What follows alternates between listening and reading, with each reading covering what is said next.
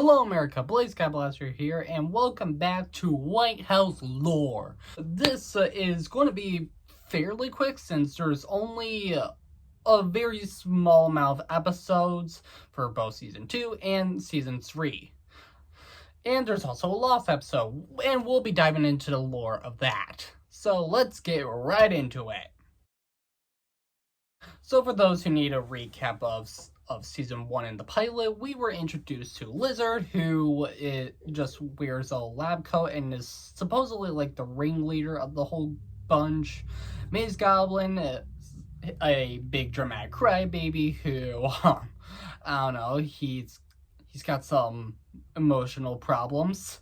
We got Dragon Max, who's a jokester, Narrator, who spells out words, Truxie, who asks you to find stuff, but I don't even think she appears anymore, Sleepy, who is Sleepy, Dummy, who is just, I guess, a wild card if I have to give him some sort of personality, and Rusty, who just goes through multiple phases. So, and then there's the main antagonist, Elf Goblin, but more on that guy later. So Season 2 kicks off completely differently. We're introduced to two different characters, Mother Jr. and Prince Jack. So I guess Prince Jack has also made an appearance prior to the film I made. And these two are never seen again, except Mother Jr., who appears at the finale. So she can immediately be tossed aside. It's implied in the Season 2 Part 2 of this premiere week that they are students, so I'm guessing I originally wanted it to be like they're in some sort of academy. But my guess is, given the fact that they never appeared again, I guess that never came into fruition. And also, we find out that Elf Goblin is some sort of friend to Lizard, which is weird considering the fact that, I don't know, he broke into the White House and tried to kill you. I'm not sure how he's so forgiving, and he almost seems surprised when he's looking back at what just happened in Part 1. He's like, I don't know why, he's our friend. I think they say that they're trading partners, but still, I don't know why would you trade with this man. Also, Rusty has a bit of a glow up because apparently, in his words, the bear bite from the reason he had his hand chopped off in the middle of Season 1, it got infected, so he had to wear some sort of armor, but Loki, he kind of looks a little badass, so with that appearance. So, I don't know. Keep it on! Stop complaining! He complains that he has to keep it on for a whole year. Oh yeah, and he just casually vanishes after, the premiere of Season 2. So anyways, more importantly, Elf Goblin returns back to his old chaotic ways. He makes some sort of monstrous robotic machine named Morka, and basically, the entire thing's a brawl out. The guy gets destroyed. Elf Goblin somehow is still hanging around. Lizard, abduct this man! Capture him! Then we have the hunt, so meet race where Lizard, Dummy, and Maze Goblin, and I think Sleepy, all compete in a race to meet Harrison Ford. Elf Goblin shows up and tries to sabotage it. He destroys their ships, but don't worry, they just go back in time. Lizard ends up winning and immediately gets shot by Harrison Ford. Arrest Harrison Ford for murder. And also, again, I cannot stress this enough.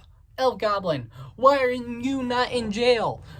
Lizard stopped you from invading the White House and destroying everything. He stopped you from attacking everyone with a giant robot, and you were foiled from an assassination attempt on the gang. Why is he not putting you in jail? And that'll get worse. Anyways, then there's a lost episode called Savage Indian or Phantom Indian, either one. And I'm not sure why I deleted it, but I'm pretty sure it was because of the title and because of the antagonist. But basically the setup is Dummy and Maze Goblin are sent into a portal into another world, and the Phantom sings to him for not one, not two, but I'm pretty sure 5 to 8 minutes straight. Whichever one it was a very lengthy song with no music, so I'm sorry for that. Anyways, we're also given a little bit of snippets of lore with Lizard, Dummy, and Maze Goblin. Dummy was a, well, test dummy being shot at and just being the ever-loving crap out of to test if the armor is good. And that's why Dummy is dressed the way he is. Maze Goblin, apparently a fire burnt down his home, and he looks on the bright side saying, then again, that is how I met my wife. Okay, fair. And Lizard eventually comes to stop the Phantom, but it turns out that the Phantom is actually a Native American who has beef with Lizard. I'm not sure why he didn't just abduct him, because Maze Goblin and Dummy are just gone for the rest of the episode. It turns out that Lizard somehow had something to do with the Native American's home being burnt because he claims he saw some sort of reptile that looked like him. I'm not sure exactly since the episode is missing to time, but that's what I remember. So, more on that later because I think I have an idea on who actually did it. I'm not going to say any names, but I'm going to show their image right here. Anyways, so Lizard stops him by flushing him down the toilet, and then we move on to Season 3. Yes, do you by any chance notice the sudden shortened amount of episodes? I think I was just done with the series at this point. Season 3, we have the premiere of Season 3 called Super Smash Lizard, which is a Smash Bros. Parody as they all have to duke it out. And oh my gosh, we see Ms. Goblin's wife. Smash. She looks incredible.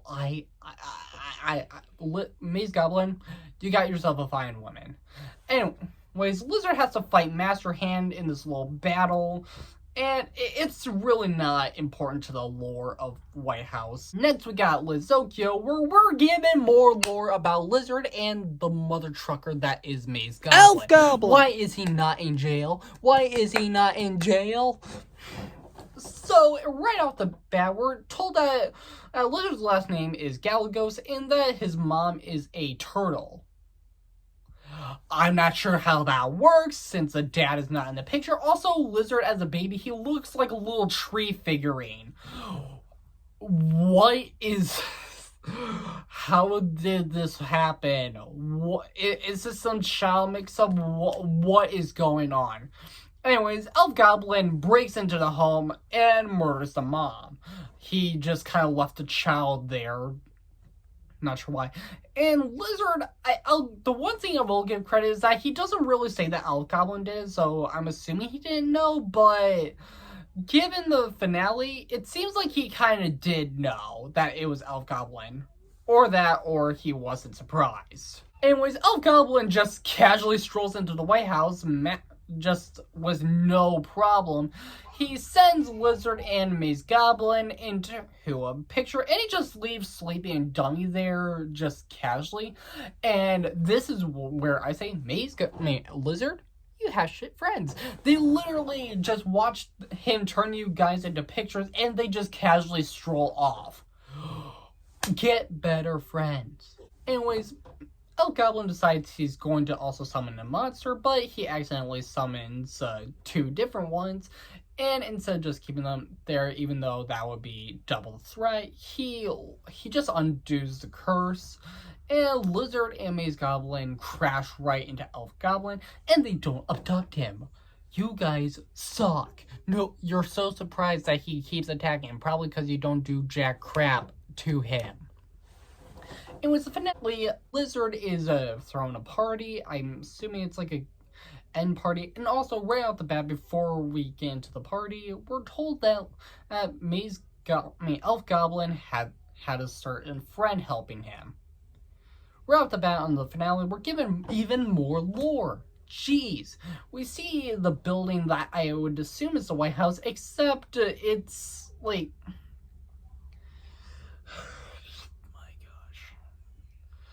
The White House, what I assume was White House, is inside the same world as the White House. I know that's complicated, but basically the bedroom and all the other rooms in the house that I assumed was the White House the whole time is outside, but even though in the same spot where the Whitehouse building supposed to be, it's hard to explain. We're told that Elf Goblin had some help with this whole murder attempt. A person who was an orphan. More on that later. Lizard's throwing a farewell party, I'm assuming, and Elf Goblin also magically finds out about this through his henchmen. Yes, he has henchmen.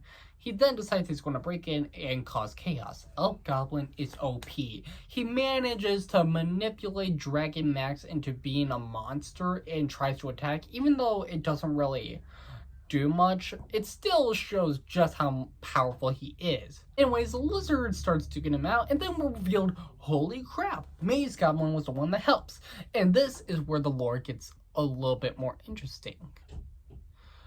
With this information, now I'm wondering, so pretty much heavily implied that Elf Goblin is the one that burned down Maze Goblin's village. And with the information we have that someone burned down the home of the Phantom Native American, now I'm wondering, did Elf Goblin do it? I mean, they're both, Lizard and Elf Goblin are both green, and if Elf Goblin was the one that burned down Maze Goblin, but no way. Then again, Lizard says it was an accident, so yeah, just throw that away.